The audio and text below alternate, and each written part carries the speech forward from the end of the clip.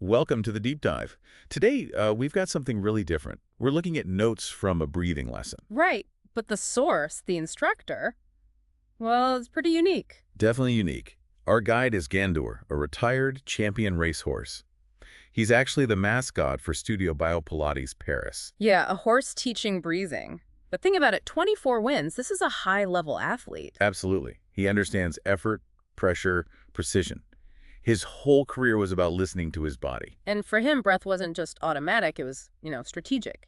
For performance, survival, recovery, it was core. So our mission, really, is to unpack Gandour's insights on breathing, specifically how they connect to Stott Pilates. And figure out what we as humans can actually learn from a horse about breathing better. It sounds strange, but the mechanics. They have parallels. We'll look at his perspective, the nose, the core, pressure, ribs. And how it all connects to movement, say, on a reformer. What can you take away? Okay, so let's dive in. Where does Gandour say it all begins? For him, it's simple. It starts with the nose. Right. He emphasizes horses always breathe through the nose, period. Exactly. It's their only way, really. And he details why it's so effective, things we might overlook. Like what specifically? Well, think about it from his world. The nose filters out dust, sand, pollen.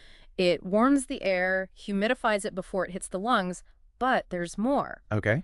Nasal breathing helps release nitric oxide. Ooh, interesting. What does that do? It actually helps the blood transport oxygen more efficiently, so better oxygen delivery throughout the body. Pretty vital for an athlete. Okay, so we humans have that nasal power too, the filtering, warming. We do, but we have an extra option, don't we? The mouth exhale. Precisely, and that's something the Stott Pilates method really utilizes. The technique is often nose in. And mouth out, usually with lips slightly pursed. Yes. And Gandour notes that this specific mouth exhale isn't just, letting air out. It does something active.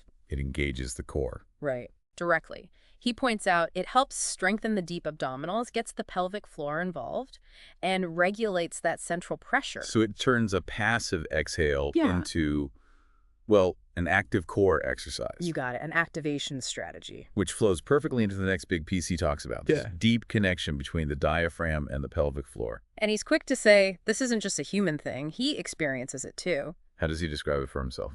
He mentions his pelvic floor supporting his organs, stabilizing his pelvis, and crucially, reacting constantly to his breath. Like a dialogue. A silent dialogue, yeah.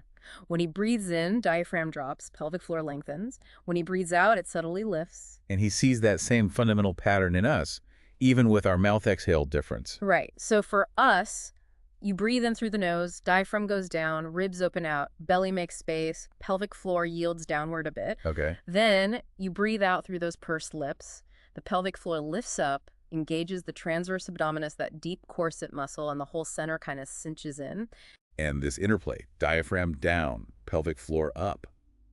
Gandour says it creates something vital but unseen. Yes, intra-abdominal pressure, his term is brilliant. A living air cushion. A living air cushion. I like that. What does it mean functionally? It's this dynamic pressure managed between the diaphragm ceiling and the pelvic floor. Wow. It's not rigid, it's responsive. Oh, it's not just holding your breath tight. Not at all. When it's working well, the pressure expands gently in all directions forward, but without pooching the belly. Right. Sideways into your flanks, and importantly, backward into the lower back area. And what's the benefit of that cushion? What does it do for us or for him? It's foundational stability. It protects the spine, acts like a shock absorber, and it lets the deep stability muscles do their job without you having to tense everything else up. Gandour literally feels this in every stride. He feels it while racing. He says it's what allows him to be both incredibly powerful and supple. It helps him maintain alignment even at full gallop. It's that internal listening. Wow. Okay, that internal pressure is huge. How does it connect to the more visible parts, like the ribs? He talks about them dancing. Yes, because the ribs aren't just a solid cage. They move in different ways to allow that breath, that pressure to expand three-dimensionally. He breaks down the movement. Into three types, yeah. First, the upper ribs. They have a sort of pump handle action. Pump handle. Yeah. On the inhale, they lift a bit up and forward. Exhale, they settle back down. Okay. Then the lower ribs below the sternum, they do more of a bucket handle movement. Bucket handle. So sideways. Exactly. They widen out laterally on the inhale, come back in on the exhale, like lifting the handle of a bucket. Got it. And then the last ones, he seemed really focused on those. The lowest ribs, the floating ribs. He calls them the stirrups. Stirrups. Interesting analogy for a horse. Isn't it? He describes their movement as fundamental.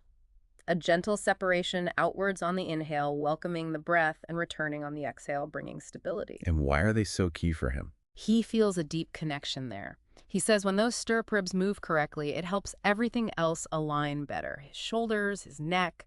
It sets the stage. But we often mess this up, don't we? Humans, and maybe even horses under stress. Oh, definitely. We overuse accessory muscles. When we're tired, stressed, or just breathing badly, the neck and shoulder muscles jump in. Like the ones you feel get tight at the end of a long day. Precisely. The sternocleidomastoid, scalenes, upper traps, they try to lift the ribs instead of letting the diaphragm and core do the work.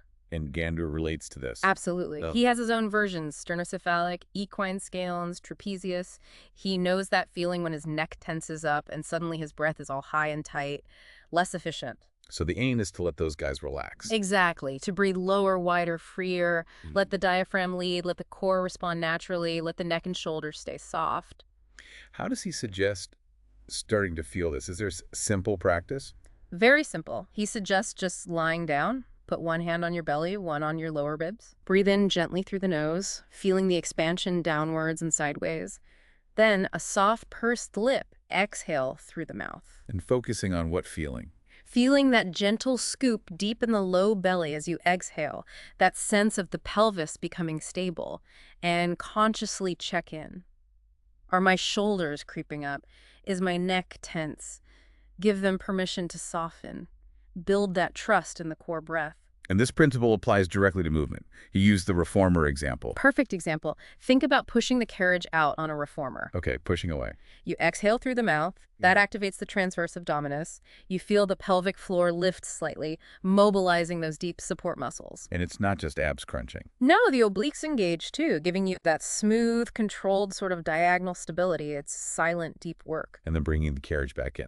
That's your inhale. Diaphragm descends, ribs open. You find length in your spine. But you maintain control. You don't just let go. The inhale integrates into the controlled return. And the amazing part is Gandour saying, I have these muscles too. Right. He has a transverse abdominis, obliques, a reactive pelvic floor. He didn't learn about them from Pilates. He learned through action. Through the demands of racing. Exactly. The effort, the need for stability at speed, the recovery. He feels that deep internal system working. It's embodied knowledge. So, wrapping up Gandour's first lesson, what's the big message?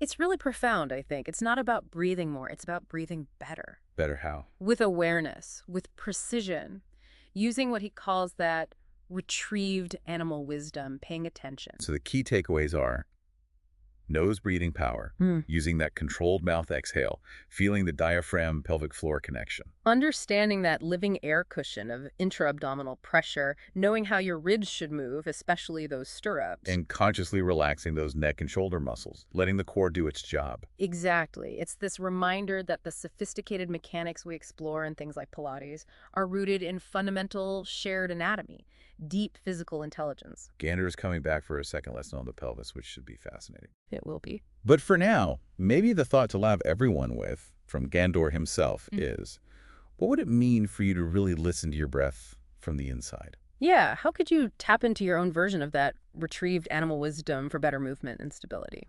Something to think about.